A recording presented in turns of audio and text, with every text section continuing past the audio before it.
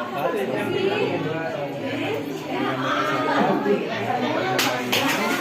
waktunya tidak mengingatkan saya bahwa yang bertugas pagi hari ini di ruangan pelatih, saya pada hari ini akan melakukan prosedur tindakan untuk efektif.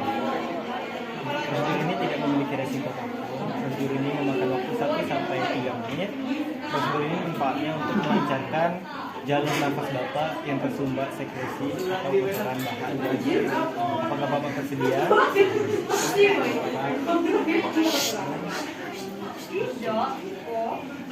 Mohon Bapak untuk apakah Bapak sudah nyaman? Bapak bisa ke Bapak mengikuti saya? Ikuti gerakan saya. Jadi pada kau menuju tarik nafas terus. Tarik ke dalam.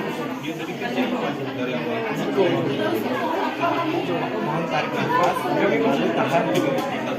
Tarik nafas. Paling ujung sebelah kiri. Waktunya 15 menit ya. 10 menit deh.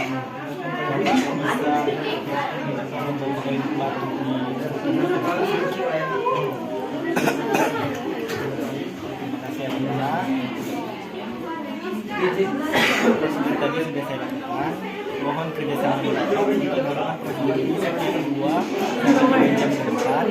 Jikalau Bapak memiliki dahak yang tersumbat atau jalur pernafasan Bapak susah. Kalau Bapak butuh bantuan saya berada di station.